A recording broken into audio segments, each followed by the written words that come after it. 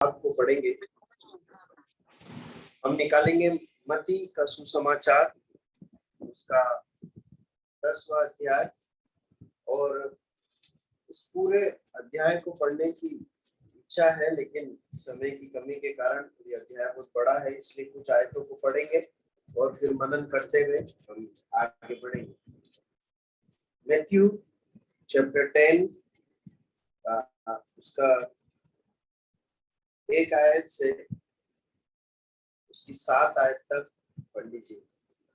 1 आयत से 7 आयत तक, फिर आगे के पदों को हम धीरे धीरे देखते जाएंगे।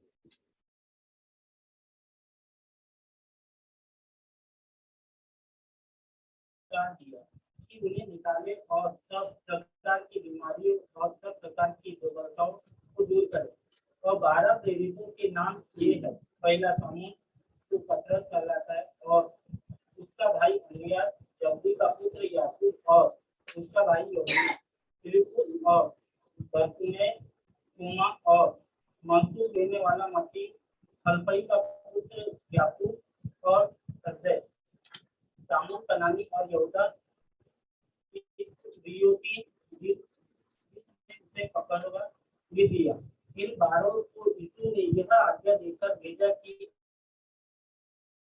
और सामरियों के किसी नगर में प्रवेश न करना, परंतु इस्राएल के घराने की खोई हुई के पास जाना, और चलते चलते प्रचार कर कहो कि स्वर्ग का राज्य निकट आ गया।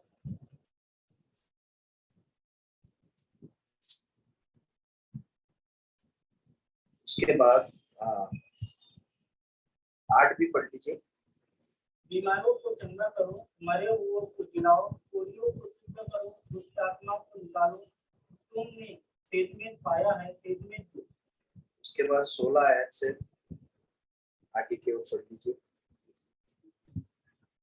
देखो, मैं तुम्हें भेड़ों की नाई भेड़ियों के बीच में भेजता हूँ, इसलिए सांपों की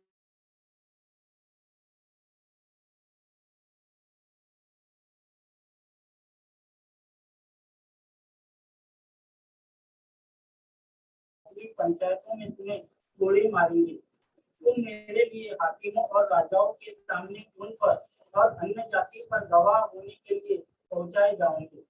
जब वे तुम्हें पकड़ाएंगे तो यह चिंता न करना कि हम किसी रीति से क्या कहेंगे, क्योंकि जो कुछ तुमको कहना होगा वह उसी घड़ी तुम्हें बता दिया जाएगा, क्योंकि बोलने वाले तुम नहीं हो, परंतु तुम्हारे पिता का आत्मा तुमसे बोलता है।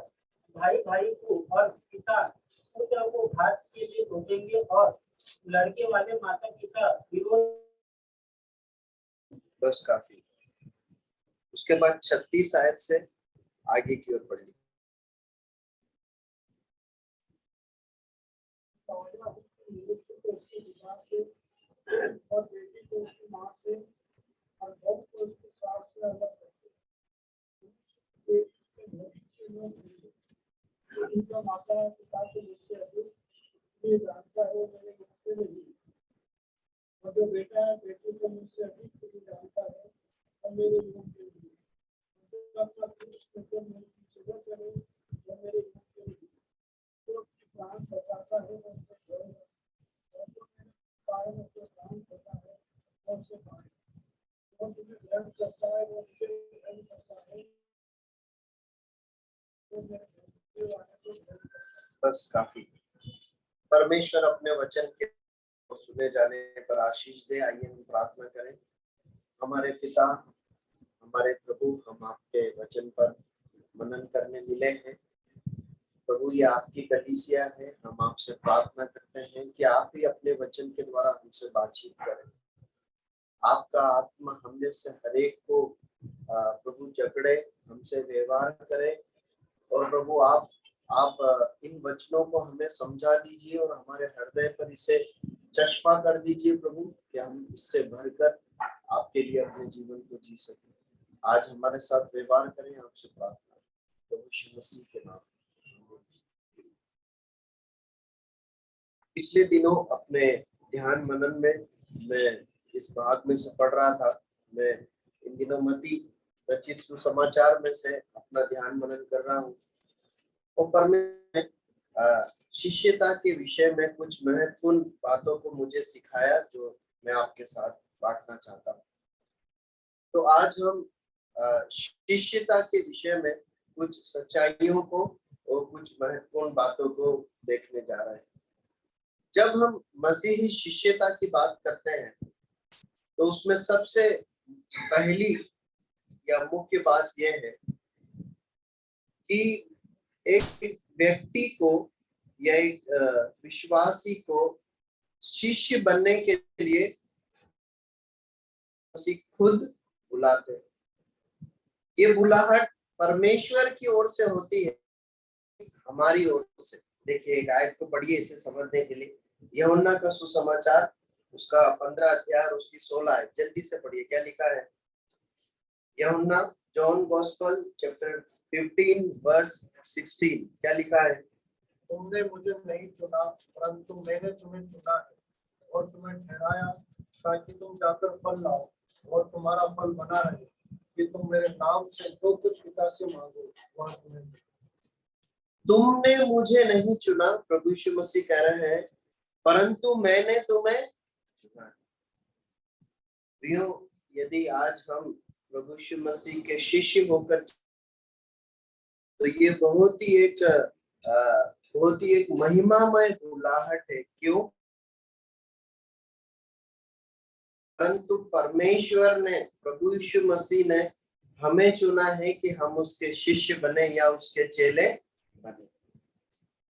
देखिए, प्रभु यीशु मसीह पर विश्वास करना और प्रभु यीशु मसीह का शिष्य होना ये दोनों अलग अलग बात है। आमतौर पर इस प्रकार हम समझते हैं या समझा जाता है कि जो व्यक्ति, और वैसा है भी कि जो व्यक्ति प्रभु यीशु मसीह पर विश्वास करता है, प्रभु यीशु मसीह उसे चेला बनने के लिए बुलाते हैं या शिष्य बनने के लिए बुलाते हैं। विश्वास करना कि मैं प्रभु यीशु मसीह पर विश्वास करता हूँ, अपने से जानता हूँ या विश्वास करता हूँ, पर जब शिष्यता की बात आती है तो ये एक ऐसा प्रशिक्षण है, ये एक ऐसा कार्य है जब एक चेला, एक शिष्य अपने गुरु के समान बनने के लिए, अपने आप को गुरु की आज्ञा मानने के लिए और उसके पीछे चलने के लिए अपने आप को दे देता है। ये विश्वास का एक अगला कदम है जब एक व्यक्ति, एक विश्वासी प्रभु यीशु मसीह की शिष्यता में प्रशिक्षित होने के लिए, प्रभु यीशु मसीह के समान बनने के लिए अपने आप को देता है। प्रभु सहायता करे। देखिए ये एक बहुत ही गंभीर बुलाने के लिए एक आयत पढ़ेंगे, लूका उसका 6 अध्याय उसकी 12 और 13 है। लूका 6 अध्याय 12 और 13 है।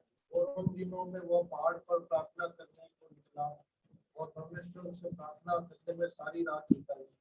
जब दिन हुआ तो उसने अपने चेलों को बुलाकर उनमें से 12 चुन लिए और उनको प्रेरित कहा। देखिए यहाँ पर हम प्रभु यीशु मसीह के विषय में पढ़ते हैं। प्रभु यीशु मसीह ने सारी रात प्रार्थना करने में बिताई और जब दिन निकला तब उसने अपने 12 अनेक चेलों में से 12 चेलों को चुना, प्रेरित होने के लिए उन्हें चुना। प्रियो, प्रभु यीशु मसीह के शिष्य होने के लिए बुलाए गए हैं ना, तो ये नहीं है, परंतु इस बात को हमें अपने प्रतिदिन के जीवन में बहुत गंभीरता से लेना है कि मैं प्रभु यीशु मसीह की शिष्यता में प्रशिक्षण लेने के लिए और किसी कार्य को करने के लिए, किसी कार्य के लिए तैयार होने के लिए चुना गया हूं। देखिए जब हम प्रभु यीशु मसीह के पर विश्वास करने की या शिष्यता की बात करते हैं तो प्रभु यीशु मसीह पर विश्वास करना या मसीहत एक धर्म नहीं है, कुछ विधि नियमों का एक केवल एक बंधन नहीं है, पर जीवित परमेश्वर के साथ एक व्यक्ति की व्यक्तिगत सहभागिता या संबंध है। शिष्य कहकर अपने किसी संतान को, अपने शिष्य को, अपने पीछे आने वाले को पुकारते तक ये बहुत ही गंभीर बात है। ठीक है, आगे बढ़ते हैं। दूसरी बात हम देखते हैं, हम जब मत्ती 10 उसका 2 आयत से 4 आयत तक पढ़ते हैं तो वहां पर चेलों के नाम लिखे गए। कई बार हमने इस भाग को पढ़ा है, मैंने भी पढ़ा है, लेकिन जब इस बार मैं इस भाग को पढ़ रहा था तो परमेश्वर के आत्मा ने इस प्रकार से मुझे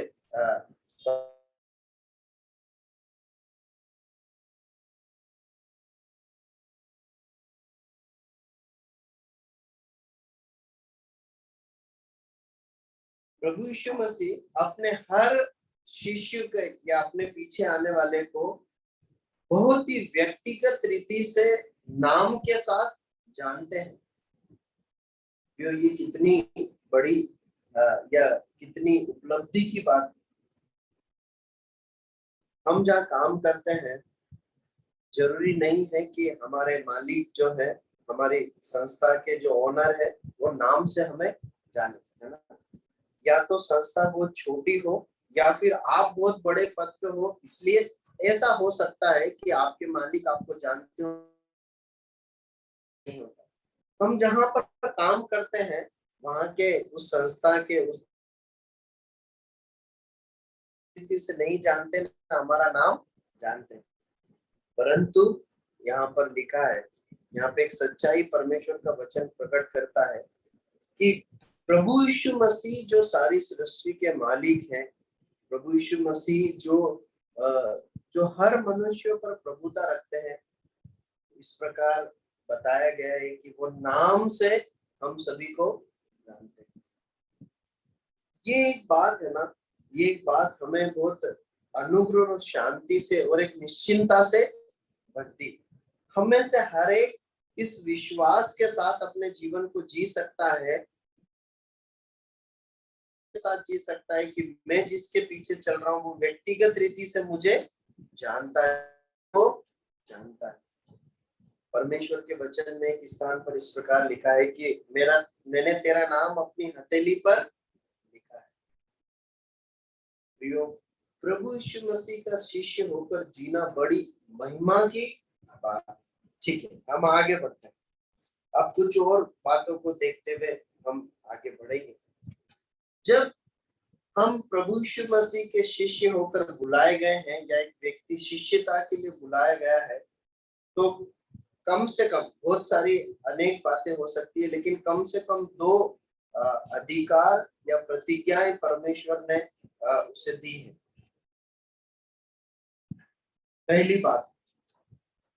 पहली प्रतिज्ञा या पहला अधिकार, सुसमाचार 13 अध्याय उसकी 10 और 11 आयत पढ़ी। क्या लिखा है?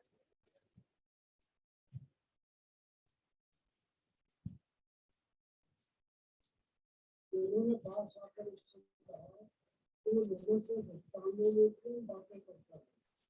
उसने उत्तर दिया, तुमको स्वर्ग के राज्य के भेदों की समझ ही गई और निकल गई। प्रभु यीशु मसीह अपने शिष्यों को आत्मिक भेदों की, परमेश्वर के वचन की, स्वर्गीय बातों की समझ देते हैं। आप समझ रहे हैं? शिष्यों को प्रदत्त अधिकार, आशीषों की हम बात कर रहे हैं, विशेष प्रतिज्ञा और आशीषों की बात कर रहे हैं। उसमें पहला शिष्यों को आत्मिक स्वर्गीय भेदों की समझ देते हैं। चेले प्रभु यीशु मसीह से पूछते हैं, प्रभु आप हमें उन दृष्टांतों का अर्थ समझा दीजिए। आप दृष्टांतों में बातें करते हैं। प्रभु कहते हैं कि तुम्हें आत्मिक भेदों की, स्वर्गीय के राज्य की भेदों की समझ दी गई। प्रियो, मैं आपको बताना चाहता हूँ कि जब भी आप परमेश्वर के वचन को पढ़ते हैं ना, इस विश्वास के साथ और प्रार्थना के साथ पढ़े, प्रभु आपने अपने वचन में ये प्रतिज्ञा दी है, आपने अपने वचन में ये आत्मिक बातों को समझो, आत्मिक भेदों को समझो। आप मुझे ईश्वर का वचन वो जीवित होकर आपसे बातें करें। प्रभु यीशु मसीह के चेलों ने के बारे में इस प्रकार लिखा है कि जब उनके बारे में दूसरे लोगों ने ऐसे गवाही दी कि ये तो अनपढ़ लोग हैं। अनपढ़ लोग हैं मतलब ऐसा नहीं वो पढ़े लिखे नहीं थे, परंतु उन्हें उस समय जो यहूदी शास्त्र हुआ करते थे, व्यवस्थाएं होती थी, उनकी अलग से पढ़ाई नहीं दी गई थी, लेकिन उनके कार्यों और बातों से ये समझ में आया कि इन्हें परमेश्वर का ज्ञान बहुतायत से प्राप्त। ये कैसे संभव है? को आत्मिक भेदों की बातों की समझ देते, और ये एक शिष्य का ही विशेषाधिकार है। अगर एक व्यक्ति जो प्रभु यीशु मसीह पर विश्वास नहीं करता, वो परमेश्वर के वचन को पढ़े तो निश्चय परमेश्वर का वचन उससे बात करता है, लेकिन एक सीमा तक ही वो परमेश्वर के वचनों को, भेदों और सच्चाइयों को समझ पाता है। एक शिष्य है जिसे ये दिया गया है क्या कि वो आत्मिक भेदों और स्वर्ग की बातों को समझ सके। यदि ये विशेषाधिकार हमें मिला है ना, तो मेरा और आपका कर्तव्य कि हम परमेश्वर के वचन को पढ़ने में, उसको समझने में अपने समय को व्यतीत करें, ताकि समझकर हम परमेश्वर के राज्य की बातें दूसरों तक भी पहुंचा सके। ठीक है, दूसरे प्रतिज्ञा या विशेषाधिकार की ओर हम आते हैं, वो हमें मिलता है मत्ती 10 का पहली आयत में। क्या लिखा है?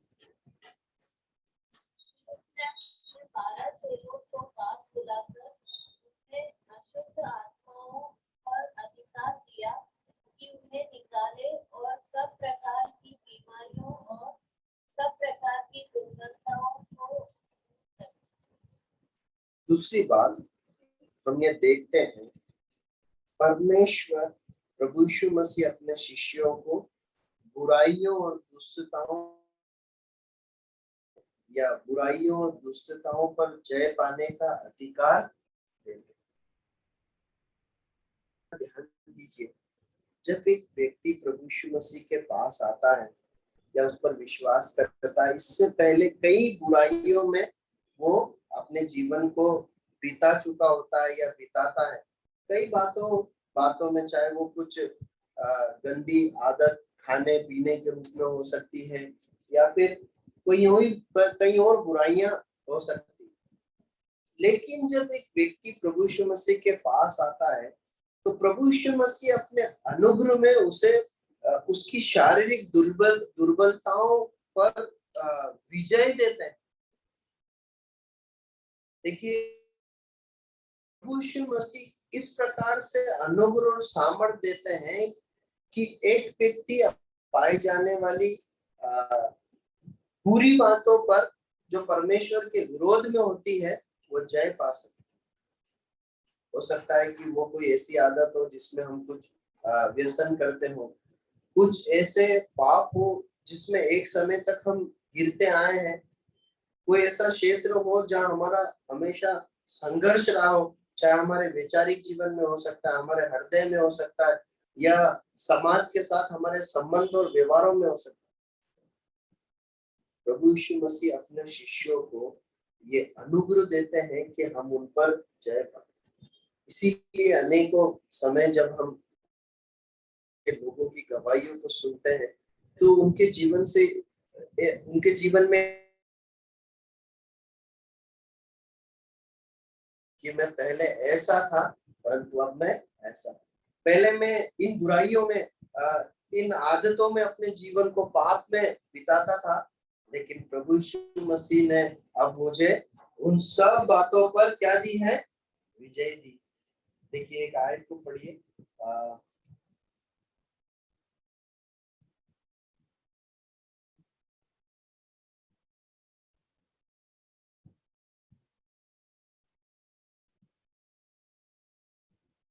पहला यूहन्ना 5:4 पढ़िए। पहला यूहन्ना 5:4। परमेश्वर से उत्पन्न हुआ है, वह संसार पर जय प्राप्त करता है, और वह संसार पर जय प्राप्त होती है हमारा विश्वास। जो परमेश्वर से उत्पन्न हुआ है वो संसार पर जय प्राप्त करता है। प्रियो, यदि हम प्रभु यीशु मसीह के शिष्य होने का दावा करके संसार में जी रहे हैं ना, तो अपने आप को, दूसरे को नहीं, अपने आप को जांचने के लिए यहाँ पर एक सत्य दिया गया है। क्या मालूम है?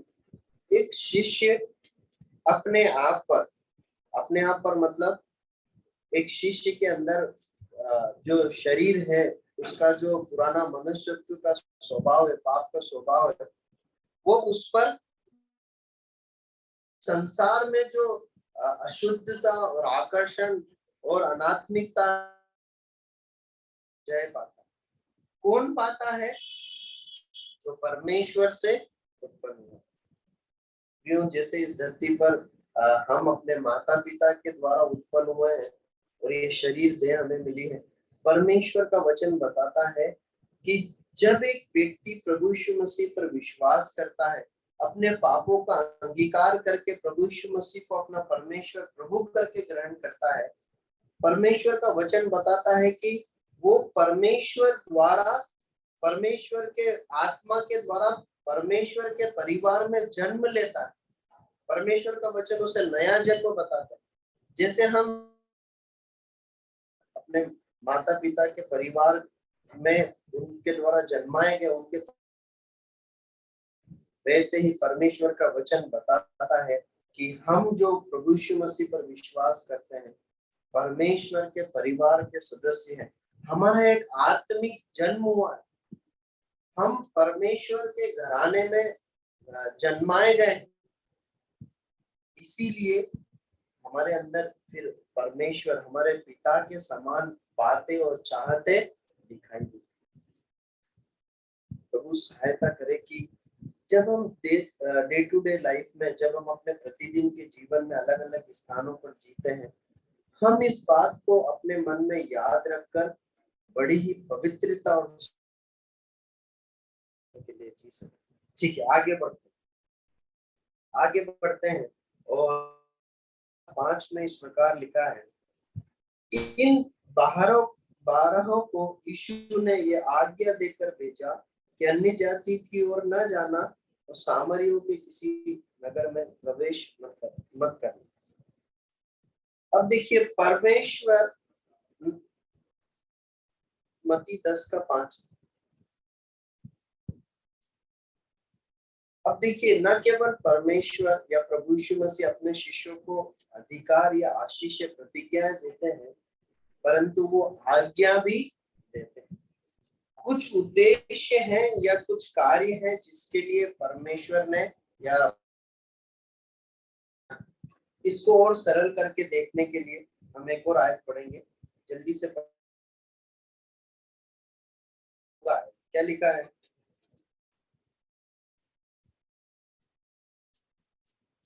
तब उसने 12 पुरुषों को नियुक्त किया कि वे उसके साथ साथ रहे और वह उन्हें भेजे कि प्रचार करें। दो बातें यहाँ पर हम स्पष्ट करके देखते हैं। मरकुस उसका 3 और उसकी 14 में, मार्क चैप्टर 3 वर्स 14। दो उद्देश्य हैं या दो आज्ञाएं हैं जिसके लिए प्रभु यीशु मसीह अपने शिष्यों को चुनते हैं। मुख्य रूप से क्या क्या है बताएंगे?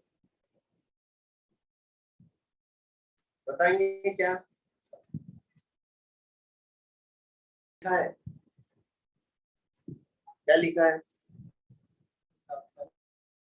पहला उसके साथ साथ रहे और दूसरा प्रचार। प्रियो, प्रभु यीशु मसीह के शिष्य की प्राथमिक बुलाहट पता है क्या है? कि वो प्रभु यीशु मसीह के साथ साथ रहे। जब शिष्यता की बात की जाती है, जब गुरु चेले के संबंध की बात की जाती है, तो उसमें प्राथमिक जो समर्पण है या आज्ञा चेले के लिए क्या है मालूम है? कि वो अपने गुरु के साथ साथ रहे, गुरु के साथ अधिक से अधिक। ये है जो प्रभु यीशु मसीह एक शिष्य से चाहता है। अब उस समय बहुत व्यवहारिक रीति से देखा जाए तो प्रभु यीशु मसीह इस धरती पर थे। प्रभु यीशु मसीह ने शिष्यों को चुना कि वो 3.5 साल तक लगभग प्रभु यीशु मसीह के साथ रहे, है ना। वो प्रभु यीशु मसीह के साथ रहे। हम 12 चेलों को देखते हैं। आज हम व्यवहारिक रूप से इस बात को कैसे लागू कर सकते हैं? परमेश्वर के वचन को पढ़ने के द्वारा, परमेश्वर के साथ, प्रभु यीशु मसीह के साथ प्रार्थना करने के द्वारा, और दिन प्रतिदिन के जीवन में जब हम जीते हैं तो अपने हृदय में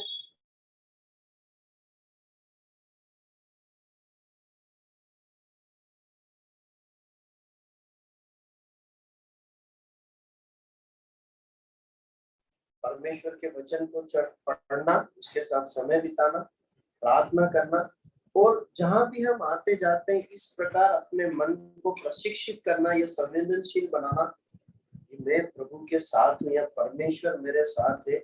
इस सावधानी के साथ मैं अपने जीवन को जीऊं।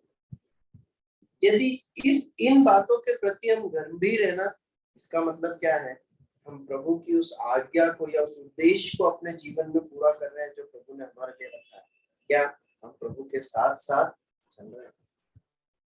क्यों ऐसा जरूरी है? क्यों उसी के समान बनने के लिए बुलाए गए हैं। देखिए एक और आयत पढ़िए, 10वां अध्याय, उसकी 24-25 आयत पढ़िए। क्या लिखा है?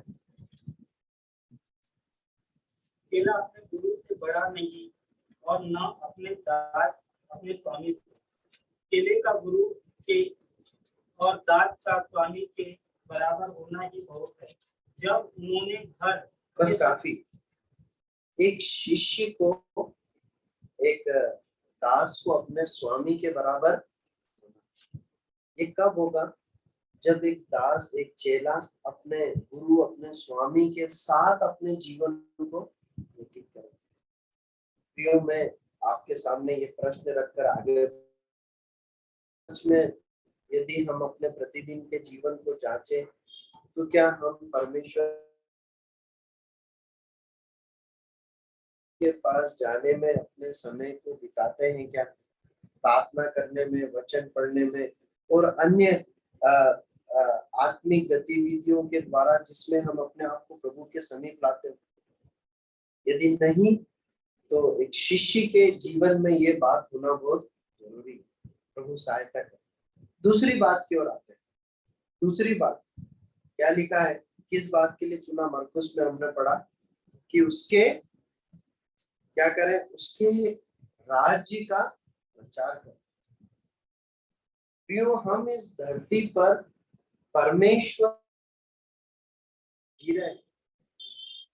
हमने कई बार इस सच्चाई को देखा है। जब हम बाइबल को पढ़, बाइबल हमें इस प्रकार एक तस्वीर देती है कि एक परमेश्वर है जो अपने राज्य की स्थापना कर रहा है, अपने राज्य में लोगों को बुला रहा है, और एक समय आएगा जब एक ही राज्य होगा, वो परमेश्वर का राज्य होगा। उस स्वर्गीय राज्य के प्रचार के लिए, उस परमेश्वर के प्रचार के लिए आप और मैं शिष्य बनाकर चुने गए। ये दूसरी आज्ञा है जो आपको और मुझे मिली है। क्या है? परमेश्वर के राज्य का प्रचार कर। पता है ये कब होगा? शिक्षिता के प्रति गंभीर होंगे जब हम परमेश्वर के, प्रभु यीशु मसीह के पास चरणों में पढ़ने और प्रार्थना करने या प्रभु के लिए अपने जीवन को जीने के लिए जब हम गंभीर होंगे ना, तब हम परमेश्वर के राज्य की बातें लोगों को बता पाएंगे। देखिए, जो प्रभु यीशु मसीह के साथ बहुत घनिष्ठता में, बहुत नजदीकी में अपने जीवन को जीते हैं ना, और जब वो बाहर जाते हैं तब उनके जीवन से, उनके बातों का, कार्य और व्यवहार से वो स्वाभाविक रीति से मसीहत या प्रभु यीशु मसीह दिखाई देता है। इस प्रकार वो जो है लोगों के सामने स्वर्ग, कई बार इतना सहज नहीं होता है कि हम किसी से बहुत समय रहने तक भी हम ऐसा अवसर नहीं जुटा पाते कि हम सीधे सुसमाचार को बांट पाए।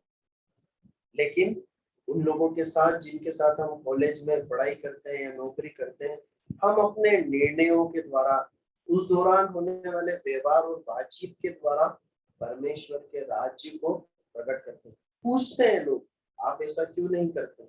नोटिस करते हैं लोग, पता है आपको, जब हम लोगों के बीच में उठते बैठते, मैंने ये देखा है, लोग हमें नोटिस करते हैं, हम कैसे बोल रहे हैं, हमारा किसी बात के प्रति क्या प्रत्युत्तर है, और हमारे जीवन को अवलोकन कि ये व्यक्ति कैसा है।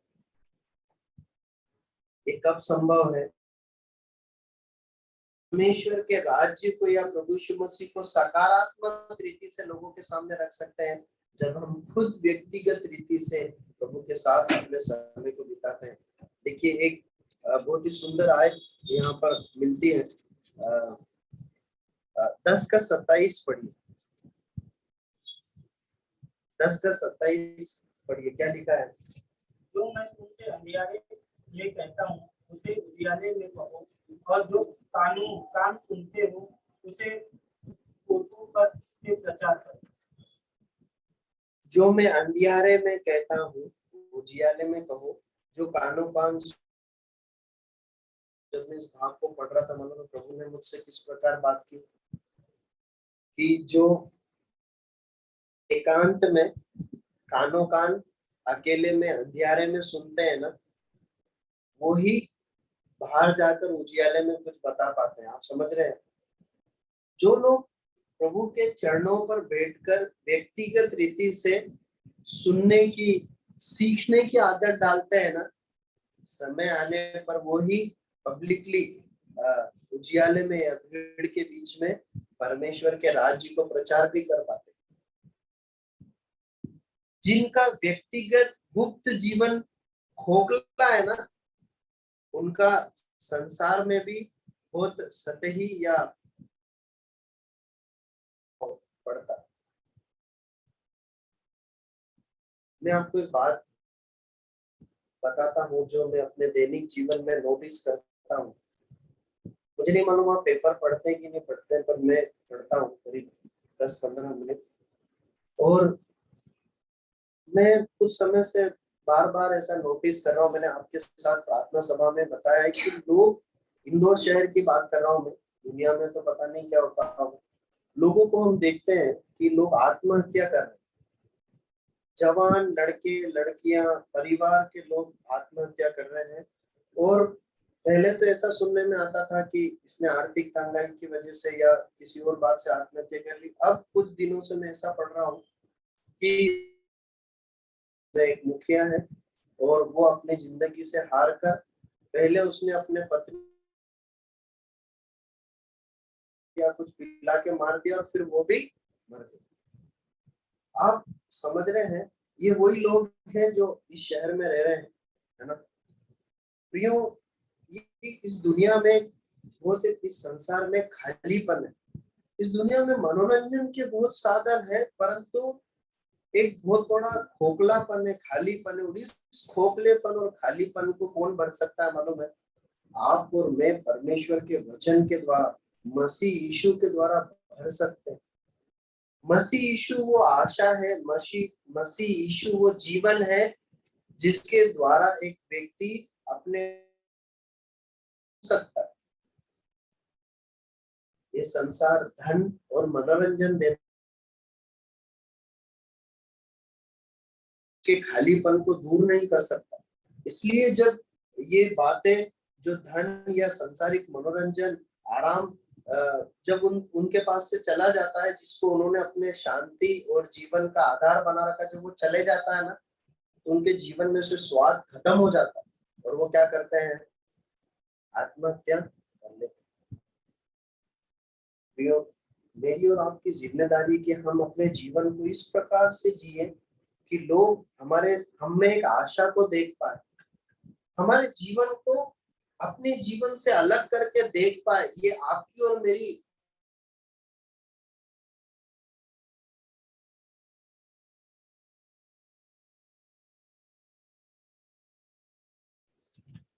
प्रभु इन वचनों को सीखने समझने के लिए और इसके अनुसार करने के लिए हमारी सहायता करें। बहुत सारी बातें हैं, लेकिन कुछ एक दो और बातें देखकर हम समाप्त करेंगे। अगली बात तो हम देखते हैं,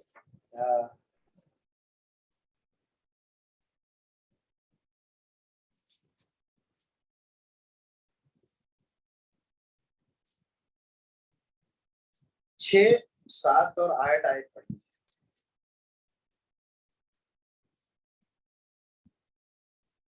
8 और 9 आयत पढ़ी।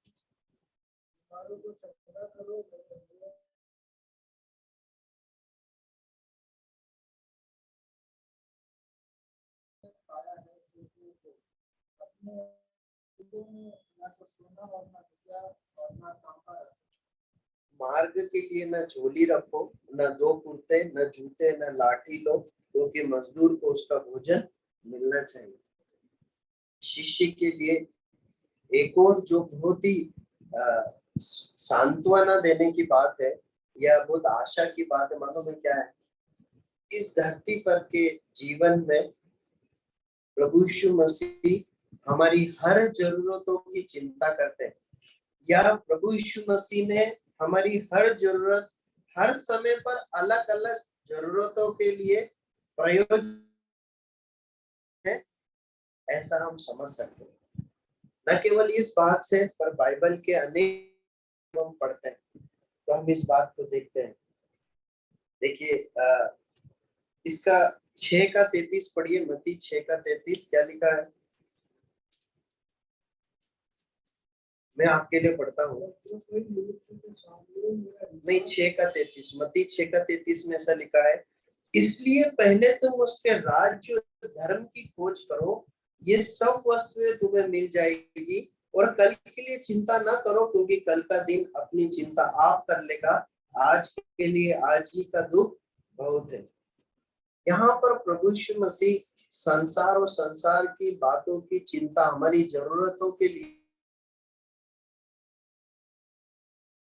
सिखा रहा है।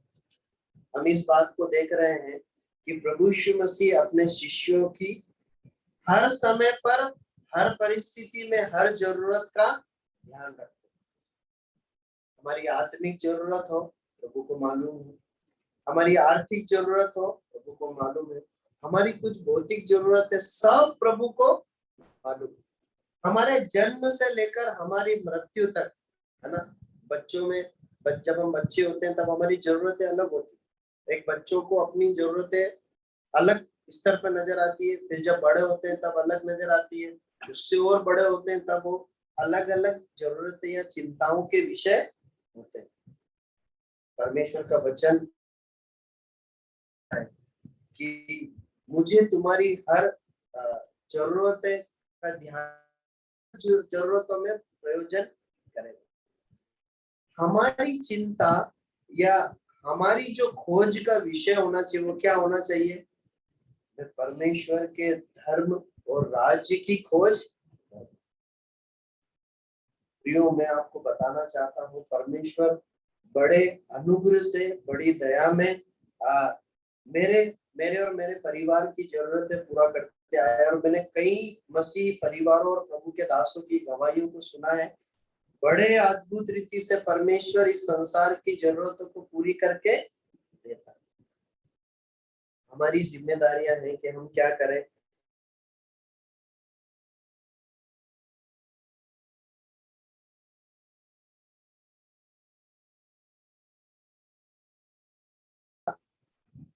और 18 आयत को पढ़िए,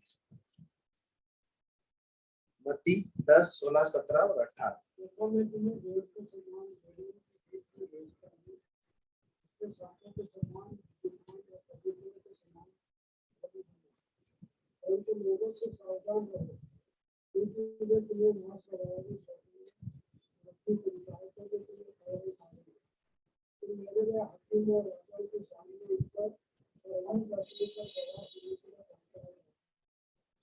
बस काफी। यहाँ पर 2 बातें हम सीख सकते हैं। मतलब मैं कम आए, लेकिन जब आप इस पूरे अध्याय को पढ़ेंगे तो आप तुलना कर पाएंगे। 2 बातें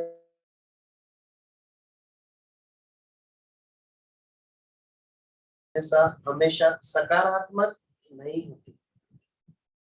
जब हम प्रभु यीशु मसीह के पीछे चलने के लिए आए हैं ना, तो आप इस बात को अपने मन में बैठा लीजिए कि हमेशा आराम भरी और सकारात्मक और मेरे को पसंद आने वाली, जैसा मैं देखना चाहता हूँ, जैसा मैं सुनना चाहता हूँ, जैसा मैं जीना चाहता हूँ, वैसा सकारात्मक परिस्थितियां कभी नहीं होगी, कभी नहीं होगी। दूसरी बात, मसीह शिष्यता एक अलगाव का जीवन। तो कि आगे आप आयतों को पढ़ेंगे ना, तो वहां पर लिखा है प्रभु यीशु मसीह कहते हैं कि मैं तलवार मसीह के पीछे चलता है तो उसके अपने लोग ही कई बार उसके बैरी या शत्रु बन जाते हैं। जब भी जीवन में किसी चुनौती का या ऐसी परिस्थिति का सामना जब आप करते हैं ना, जो आपको पसंद नहीं आती है ना, जो नकारात्मक है, चाहे वो आर्थिक तंगी हो, चाहे संबंधों में समस्या हो, नौकरी पर समस्या हो, समाज में समस्या हो, सताव हो, अपने लोगों का विरोध करना हो, आप अपने आप को ये बोलिए कि ये परिस्थिति मेरे लिए ही प्रभु ने गढ़ी है, ये वो स्वाभाविक है, ऐसा ही होगा। साथ हुआ कि मैं इतना सही से उस व्यक्ति के साथ व्यवहार करता हूँ, पर वो मेरे साथ ऐसा टेढ़ा क्यों है। ऐसे समय पर प्रभु मुझे सिखाता है कि ये ऐसा ही गढ़ा गया है, तुम्हारा जीवन ऐसा ही रचा गया है। अलगाव का जीवन जीने के लिए तुम बुलाए गए हो, या नकारात्मक परिस्थितियों में, बुरी परिस्थितियों में जीवन जीने के लिए बनाए गए। और पता है, वही ऐसा समय होता है जब हम परमेश्वर के अनुग्रह को अधिकाई से चख पाते हैं, परमेश्वर के वचन की शिक्षाओं को सीख पाते हैं।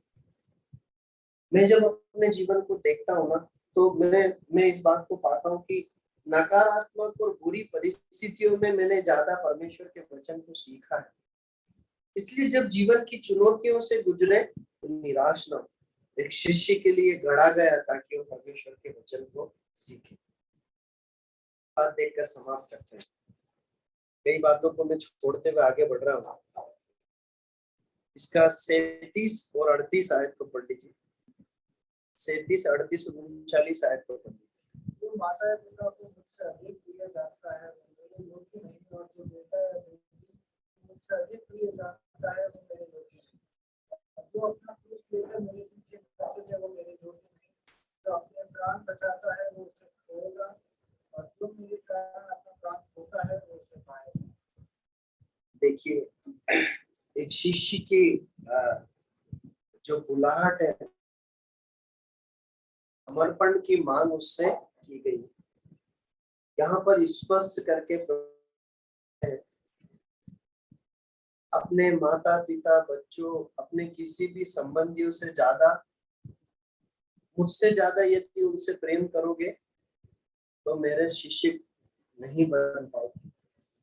एक शिष्य के मन में, हमारे मन में सबसे ज्यादा प्रेम और समर्पण यदि होना चाहिए तो किसके लिए होना चाहिए?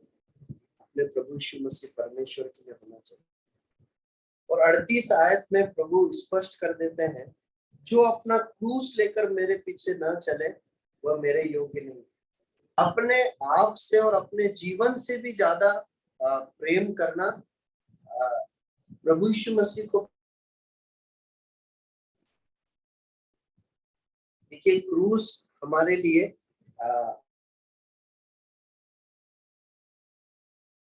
क्रूस को जाना है ना। आपने कभी क्रूस देखा है क्या? देखा है कि किसी ने नहीं देखा है ना। यदि आप किसी ऐसे व्यक्ति को बात करें जिसने प्रभु यीशु मसीह के बारे में कुछ नहीं सुना या बाइबल के बारे में कुछ नहीं जानता, ईसाई धर्म के बारे में, तो उसे क्रूस भी मालूम नहीं होगा क्रूस क्या होता है। लेकिन जब प्रभु यीशु मसीह इन बातों को कह रहे हैं ना शिष्यों को, उन्होंने क्रूस को कई बार देखा है। मतलब उन्होंने देखा है कि उस समय रोमी लोग इस प्रकार क्रूस पर लोगों को चढ़ाते हैं। आप समझ रहे हैं? क्रूस उनके लिए उनको जानते थे क्रूस क्या।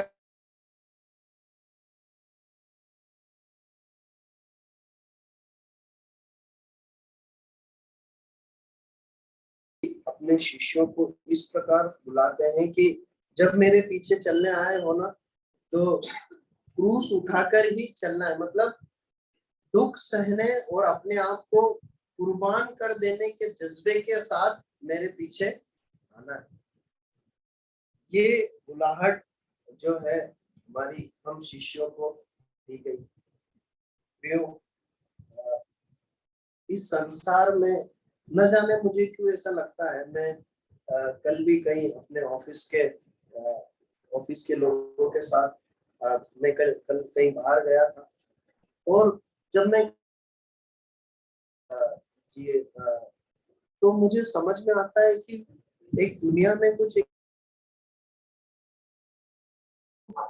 लोग बहुत अश्लीलता में जी रहे हैं। लोगों के अंदर कपड़े पहनने का जो है एक संयम है वो चला गया है। केवल मजा करना, पैसे खर्च करना या अपनी ही जिंदगी में जीना एक अजीब सा माहौल है। ऐसे एक माहौल में जब लोग अपनी लालसाओं के लिए खर्च कर रहे हैं, खर्च हो रहे हैं, प्रभु यीशु मसीह ने मुझे और आपको बुलाया है कि हम प्रभु यीशु मसीह के लिए खर्च हो जाए, उसके लिए जिए, अपना क्रूस उठाकर अपने आप का, इस संसार का इनकार करके उसके लिए जिए। प्रभु हमारी सहायता करे इन वचनों को आशीष के अनुसार जीकर प्रभु के सच्चे शिष्य ठहर सके। प्रभु सहायता करे। कोई भी भाई